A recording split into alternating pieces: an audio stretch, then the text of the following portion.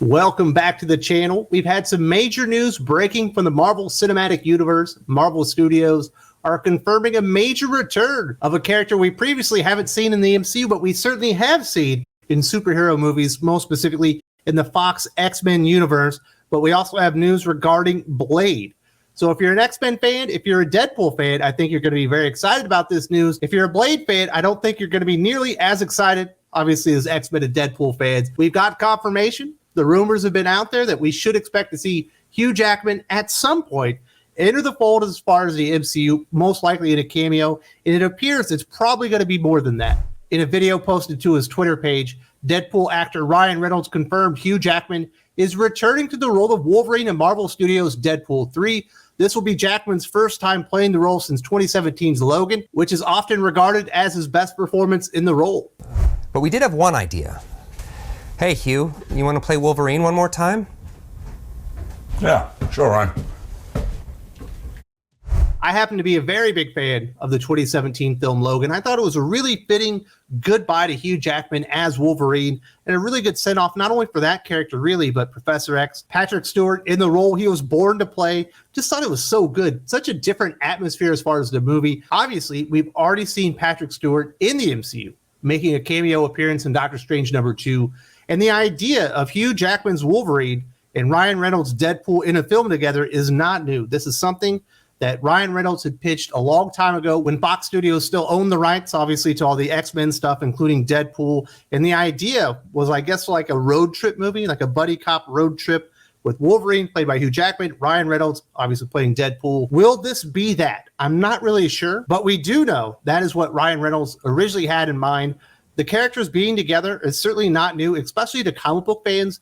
Deadpool and Wolverine have been together for a long time since Deadpool was introduced to the Marvel Comics universe. Normally, with Wolverine being more of a leadership role and Deadpool kind of being his lackey, trying to be his best buddy. If you want something great, go read Rick Remender's Uncanny X-Force, which has Wolverine and Deadpool in it. It's the best version I've ever seen of Deadpool in a comic book. That thing is absolutely amazing. If you're not a comic book reader, I suggest checking that one out. The announcement also came with what is likely the first official logo for Deadpool 3, featuring the anti-hero's insignia with 3 Wolverine-style claw marks slashed across the middle. The video also confirmed that Deadpool 3 will be released in theaters on September 6, 2024. Seeing Marvel Studios incorporate the traditional Wolverine kind of claw marks into the Deadpool logo indicates, at least to me, and I think probably most people, that Wolverine, Hugh Jackman, won't be playing like a cameo role in here. He won't be in here just for a brief moment. He's actually going to be a major part of the plot and the story, likely working alongside Deadpool. So I think that's pretty cool. It's a pairing that really makes sense. I imagine Hugh Jackman and Ryan Reynolds will have great chemistry together.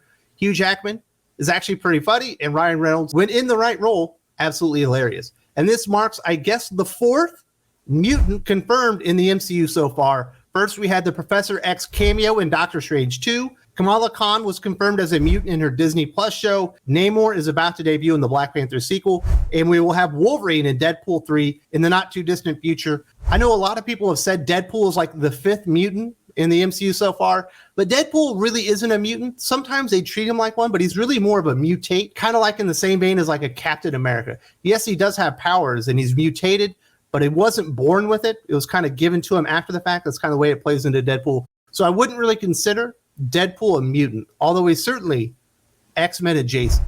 MCU fans have been waiting for the X-Men to make their full debut in the MCU ever since Disney acquired their rights in the 20th Century Fox deal. Now, not only does Marvel Studios have a release date for that first X-Men movie, but it comes with one of the most surprising casting announcements in franchise history. I will admit, like many fans on social media, I find this quite surprising as well. I knew we would see Hugh Jackman as Wolverine sometime, but I thought it would be a cameo. I didn't think he would actually come back, really reprise the role and be a major part of a movie. So that part is exciting. I don't know that I consider Deadpool 3 like an X-Men movie yet.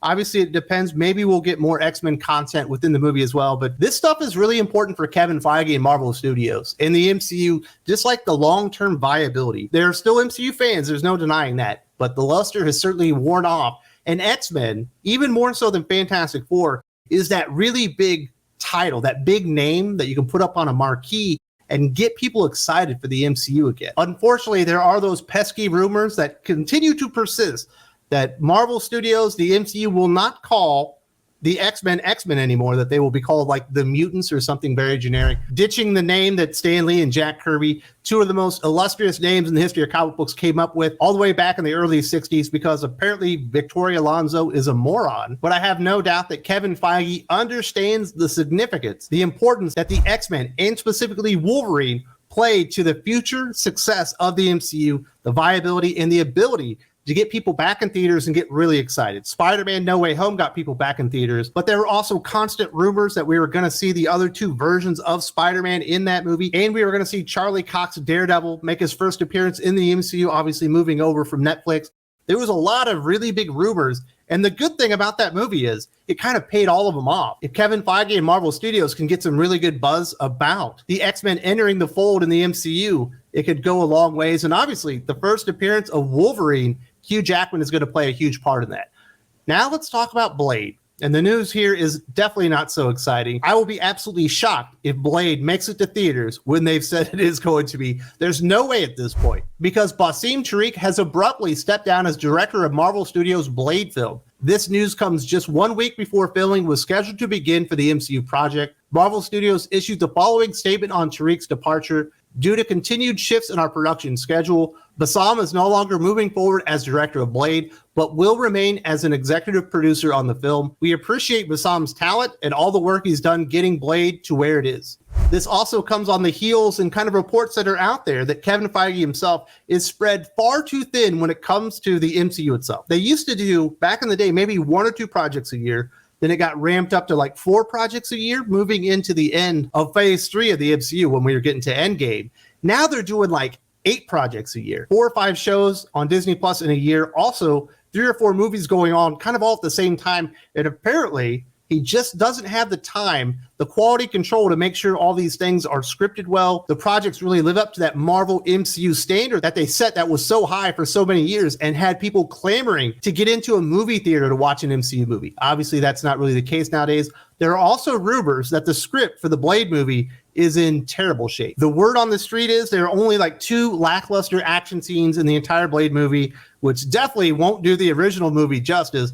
And also that it's only about 90 minutes in length if they took the script that they have right now and started filming it, which I imagine is a major reason that the director ended up leaving the project. And they're going to have to do a lot more reworks for this Blade movie. And as we can all understand, this is apparently affecting the star of the film. According to the Anchor's Jeff Snyder, Blade star Mashallah Ali is frustrated with the lack of progress being made on his solo MCU movie. Besides losing its director, the start of Blade's production has shifted at least once and has undergone several rewrites, with X-Men 97 and Moon Knight's Bo DeMaio currently helping to write the script. As an MCU fan that is very disgruntled at the current direction and quality going on with the MCU, not just in movies, but obviously on Disney Plus, which I think has been an enormous letdown, at least for me. I know a lot of people agree with me on that one. Blade is one of the few projects that I kind of thought was foolproof. Such a good concept. It had already been done basically perfectly by Wesley Snipes in the original Blade movies, Blade 1 and Blade 2. Blade 2 probably being better than Blade 1, at least in my opinion.